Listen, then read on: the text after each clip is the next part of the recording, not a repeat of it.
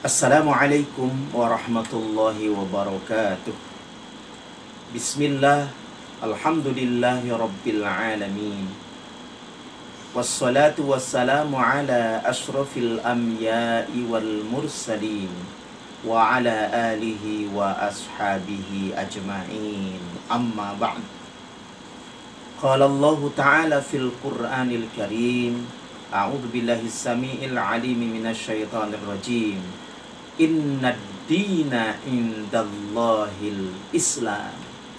Thumma qala Nabi sallallahu alaihi wasallam, man shoma ramadhana imanan wa ihtisaban ghufira lahu ma taqaddama min dambi. Shadaqallahul azim wa shadaqa rasuluhul karim.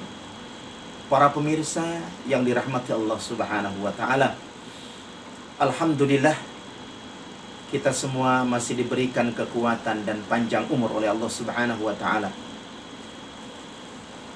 Kita senantiasa berada dalam kondisi sehat walafiat insyaallah.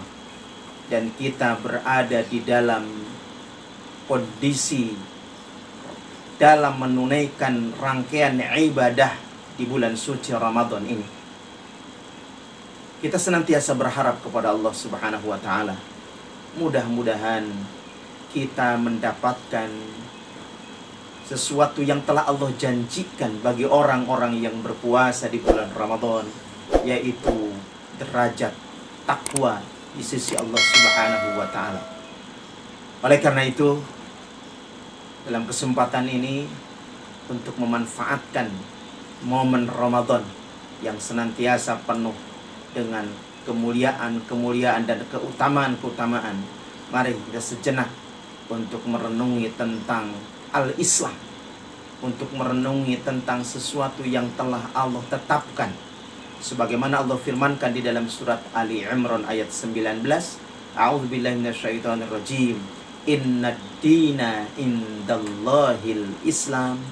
Sesungguhnya sesungguhnya agama yang diridhoi di sisi Allah Subhanahu wa taala adalah agama Islam. Nah, bagaimana kemudian Islam kaitan dengan kita? Para pemirsa yang dirahmati Allah, kita menyadari bahwa kita semata-mata terlahir ke alam dunia ini adalah mengemban amanah dari Allah. Mengemban tugas yang begitu besar, yaitu tugas tentang ibadah. Dan tugas yang besar ini semata-mata diperuntukkan adalah sebagai bekal manusia itu sendiri untuk menjalani kehidupan kelak di akhirat yang telah Allah janjikan. Ad-dunya mata. Dunia ini adalah sebagai sesuatu upaya kita menanam. Untuk apa? Untuk kehidupan di masa yang akan datang. Ad-dunya mazra'atul akhirah. Dunia ini adalah semata-mata sebagai tanaman, sebagai sesuatu yang kita persiapkan untuk kita ambil hasilnya. Bagaimana kemudian hasil yang kita tunaikan, yang kita upayakan ketika di dunia, semata-mata hasilnya kelak Allah akan balas di akhirat, yang sesungguhnya kehidupan yang kekal abadi di dalamnya. Oleh karena itu, para pemirsa yang dirahmati Allah Subhanahu wa taala, untuk memahami hal ini, kenapa kemudian Allah Subhanahu wa taala memberikan tugas ibadah kepada umat manusia? Karena manusialah yang telah Allah layakkan untuk menerima beban tugas ini. Maka ketika Allah menguji, memberikan satu pertanyaan, dan kemudian manusia berikrar pada saat itu, tatkala di dalam kandungan sang ibu, kita dan seluruh umat manusia, dan Allah jelaskan tentang hal ini. Allah ambil sumpahnya, Allah ambil ikrar terhadap manusia yang kelak akan terlahir ke alam dunia, masih di dalam perut ibu kita. Allah bertanya, alastu bi rabbikum? Qalu bala syahidna. Allah tunjukkan di dalam surat Al-A'raf ayat ke-172. Allah bertanya kepada kita, bukankah aku ini Rabbmu yang satu-satunya, maha, yang sangat pantas diibadahi, yang sangat pantas disembah. Kemudian apa jawaban kita pada saat itu? Manusia menjawab tentang pertanyaan ini. Mereka menjawab, qalu bala syahidin, bahwa betul kami bersaksi. Para pemirsa yang dirahmati Allah Subhanahu wa ta'ala, ini satu konteks, konten yang Allah muat, yang Allah tampilkan di dalam Al-Quranul Karim, bagaimana proses dialog antara Rabb dengan makhluknya, antara Khalik dengan makhluknya. Pertanyaan disampaikan kepada umat manusia dari Allah Subhanahu wa ta'ala, bahwa sesungguhnya ayat ini menjelaskan kepada kita, menunjuk ajari kepada kita, bahwa kita pada esensinya adalah beriman, menyaksikan Allah Subhanahu wa ta'ala sebagai Rabb kita. Tetapi kenapa kemudian manusia-manusia yang telah terlahir ke alam dunia tidak semuanya beriman kepada Allah? Bahkan sesungguhnya Allah telah menyampaikan di dalam ayat lain bahwa tugas manusia terlahir ke alam dunia adalah semata-mata untuk beribadah kepada Allah Subhanahu wa ta'ala. Tapi faktanya tidak. Kenapa bisa demikian?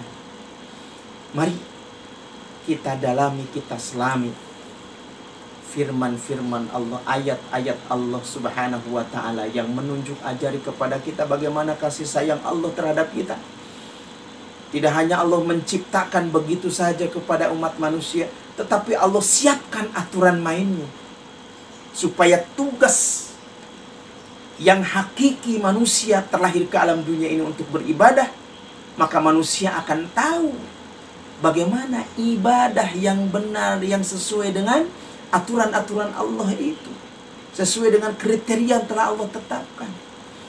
Maka Allah menjelaskan di dalam ayat tadi bahwa Islamlah yang satu-satunya diridhoi, din yang diridhoi oleh Allah Subhanahu wa ta'ala.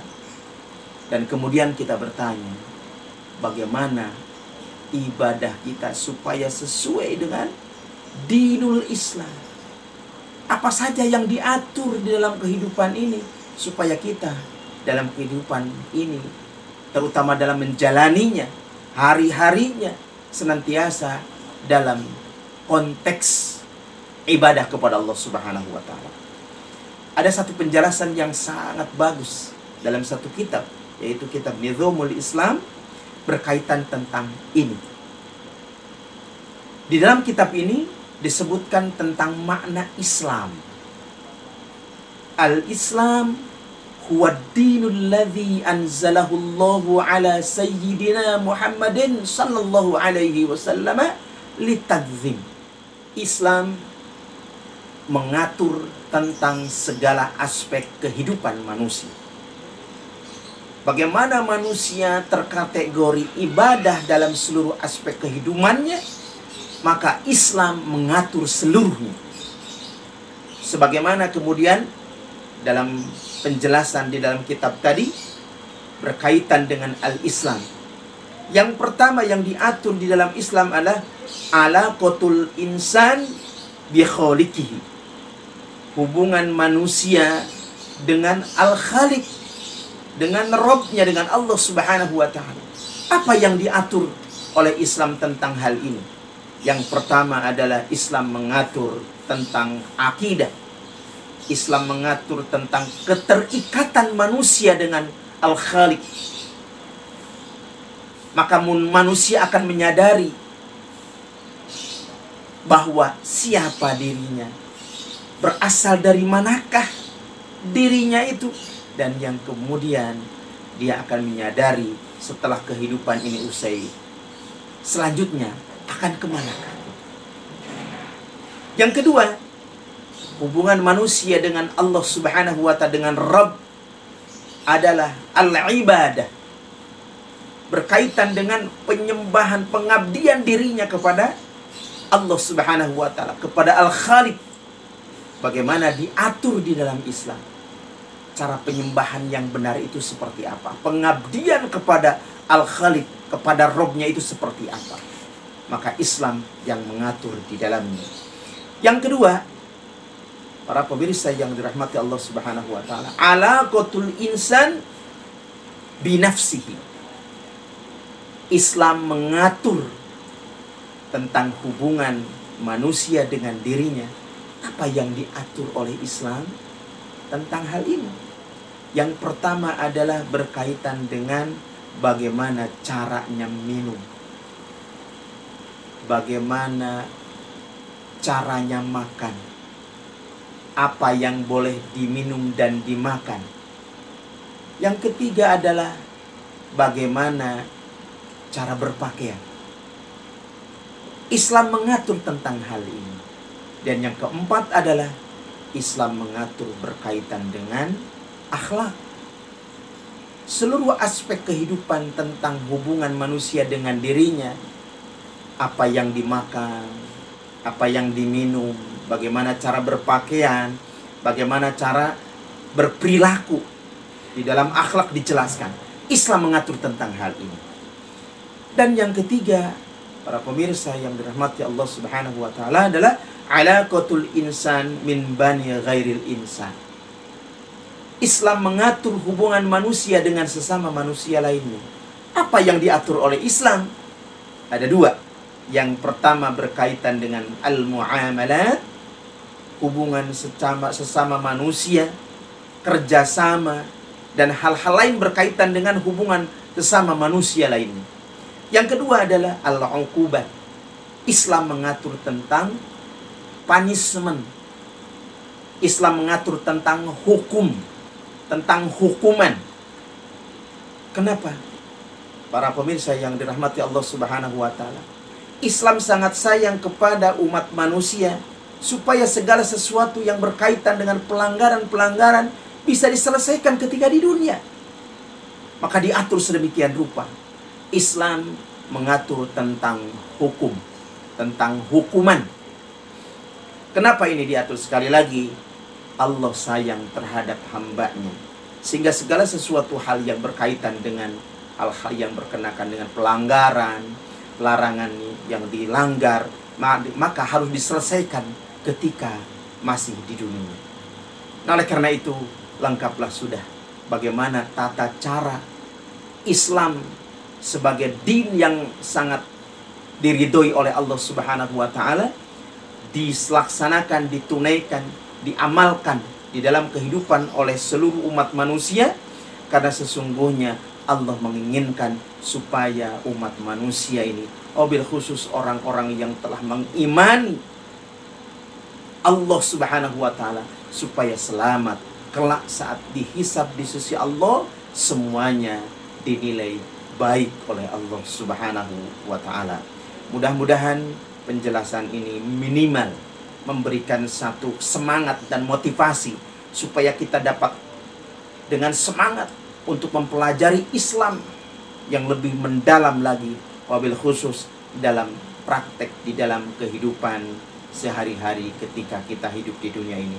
Mudah-mudahan penjelasan ini bermanfaat. Hadanallahu wa iyyakum ajma'in. Wassalamualaikum warahmatullahi wabarakatuh.